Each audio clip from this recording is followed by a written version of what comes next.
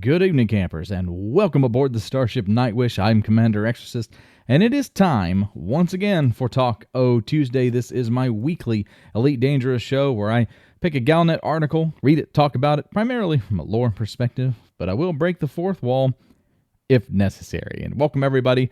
And so it's been kind of slow in the Elite Dangerous world lately with, post-release of the Python Mark II. There's a lot of kind of advertising push for that. And then Haddad is on the verge of falling. So I believe, if I'm not mistaken, the next tick should put Haddad in a very precarious position. So I'm not sure it's going to fall this weekend, but it's going to be close. So it's just about time for the pilots to start swarming to Haddad and do the business there.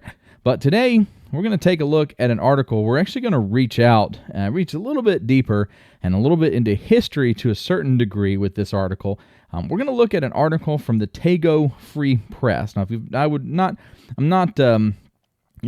fault you if you've never heard of them. They're kind of like a slop rag. They're the kind of magazine or newspaper that you find on the rack at the automat on the way out after you've bought your synthetic cheeseburger. But today we're going to read an article. It's called "A Conspiracy Theorist is Chasing the Silver Comet." Now, if you've never heard of the Silver Comet, you may be a little bit later to the party with Elite Dangerous, or you may just not remember. But this comes from a long time ago, and this article is brand new, but it references something that happened a long time ago, and we're going to take a look and see what this is all about. Like, trying to experience this all together for the first time. Conspiracy theorist. I don't have a tinfoil cowboy hat. I thought about doing one, and I started working on it, but it turns out the tinfoil with the camera just kind of reflects a lot of light, so it's not good for everybody's retinas that's probably trying to watch the videos. So recent infiltration of inhabited space by Thargoid Titans has caused no shortage of fear and uncertainty about the future. But among the dread, the devastation caused by the deadly dandelions, that's a good way to call them, deadly dandelions, caustic cabbage, a couple of different salad references to our Thargoid friends out there, has given rise to an unexpected and growing side effect among the survivors: conspiracy theories. The media doesn't like conspiracy theories. You know why? Because the difference between a conspiracy theory and the truth is usually about 6 months with them. So usually when the press comes out and they call something a conspiracy theory, it just means it's true and they're not willing to admit it at this point. So, and when news cycles get slow, you get a lot of stuff like this. You get reporters kind of digging in, trying to find people that will say things that can be taken out of context or just seem a little bit off that make for good news. So I think that's kind of what we're looking at here. The Tago Free Press recently sat down with Silas Mentor. Hey, finally a name that I can pronounce. Thank you. A self-described truth advocate. For real? Truth advocate, huh? To discuss recent comet sightings. Mentor, a former fighter pilot in the Federal Navy, was recently indicted on charges of disturbing the peace in front of the presidential complex while advocating for Senate investigations into alleged sightings of a phenomenon known as the Silver Comet. Okay, full stop. If you don't know what the Silver Comet is, I'm going to give you a small primer on what the Silver Comet is. Back in the day, long time ago, January 3301, at the very beginning of our story, there was a Galnet article, and it talked about an object that some commanders, some pilots were chasing, called the Silver Comet. And there's a legend around the comet, and it had supernatural abilities. Let's just say that. Let's say it has supernatural abilities. So the comet, the Silver Comet, if you see it, you're gonna die. It's a harbinger of doom. You see it, and you're not going to survive. It's kind of like that hollow disc or VHS tape that you watch. 7 days later, you're going to die. You see the Silver Comet, and you're not going to survive. Now, the Silver Comet, at the time that it was reported in Galnet, it was a little vague. There were some locations that they threw out there, and just a tiny bit of information. And some commanders went wild trying to find this thing. People were doing trajectories and trying to discover if it was possibly like a ship, an alien ship. At the time, the Thargoids weren't around, so maybe it was the arrival of the Thargoids. And then it just kind of fizzled out because it was mentioned once, and it never came back. It was never mentioned again, at least in the official Galnet records that yours truly could find. I couldn't find. There is a pretty old... There's an old record in the Galactic Archives of commanders trying to find it, but Galnet and Universal Cartographics and everybody else, nobody else offered any other information about the Silver Comet. But it sounds like somebody has some information. Let's see what... nobody has seen this thing. What's with this guy? Mentor had this to say. Oh God, here we go. It's unfortunate that the government continues to ignore the countless Silver Comet sightings throughout the year. How many? Numerous? Countless? Where are these sightings? And come on, man.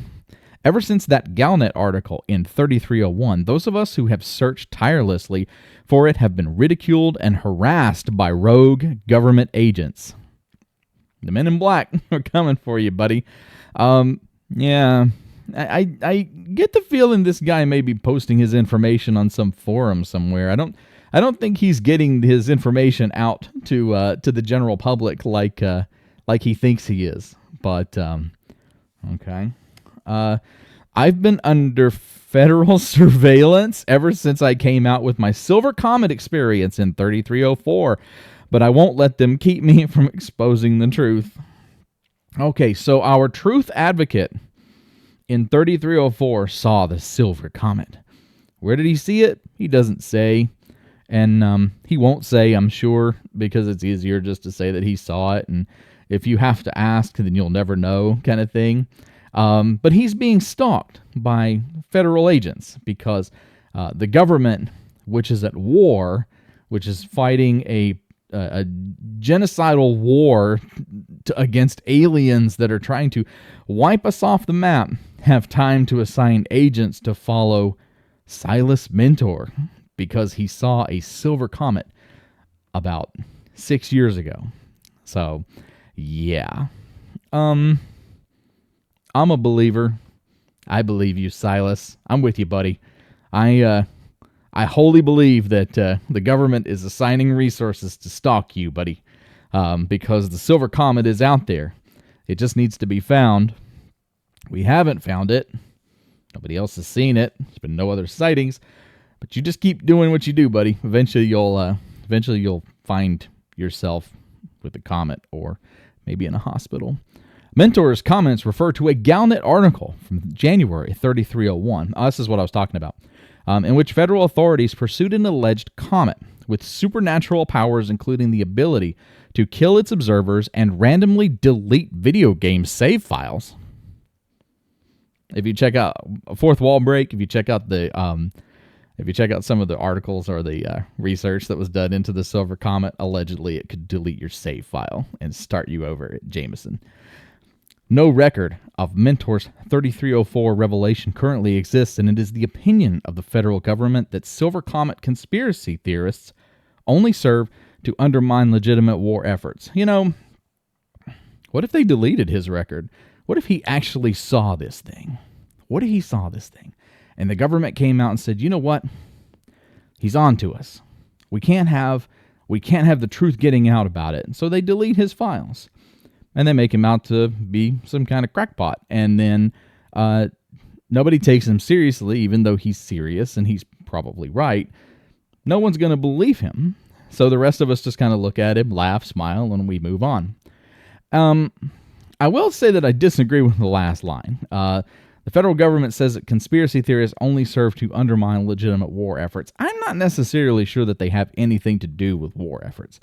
I think this might be a reach by the government to kind of like smear this guy because, you know, let him believe what he wants to believe. Is he really hurting anybody? Let's say for a fact this guy, you hook this guy up to a lie detector test. He will pass it.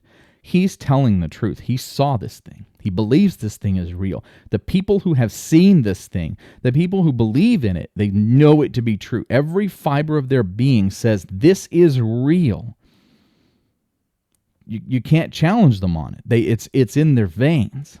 And so if he believes that, all he's doing is standing out in front of the presidential complex and the Senate buildings with a sign screaming at everybody. And I mean, you probably shouldn't be screaming at people.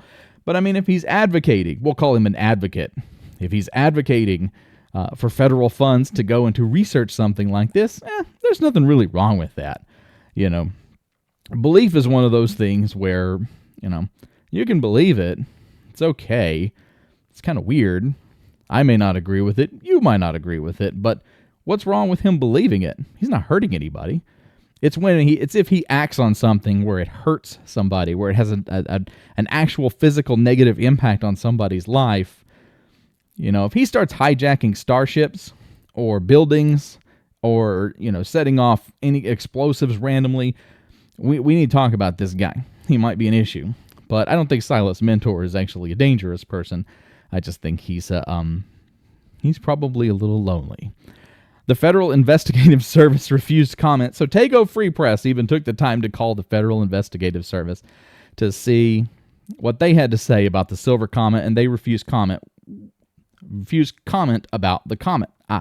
So, you know, which makes sense. You know, the government really doesn't comment about those things, and, you know, even in ancient times, before humans knew that there were other beings among the stars, you know, we knew. That the government knew, the people knew, but the government can't come out and speak to it because a lot of times there's nothing they can do about it. Let's say the Silver Comet exists and you look at it and it kills you in 7 days. What can you do about it? What does it matter? Why would they acknowledge it? It just caused panic. Right now, it just actually makes for kind of an interesting story about a guy who somehow got an interview with Tego Free Press. Must be a slow news day. Hey, everybody, these are the disciples. These are the people that keep this channel going. If you would like to be part of this journey, and I would like to have you, go to patreon.com/Commander Exorcist. You get extra things like early access to some videos, behind the scenes, monthly vlog, stuff like that. Every little bit helps, and I'd love to have you aboard. Like I said, everybody, it's a little bit slow, kind of strange, in the Elite Dangerous world, but there's a lot coming. It's one of those lull periods we're getting into, kind of the spring and summer. There's a lot coming, but, you know, it kind of ebbs and flows with a community like this. Hadad is almost gone, and yours truly will be right there doing my part to help out. And I guess that all I'll say is that before we go, that article was completely fake, written by me.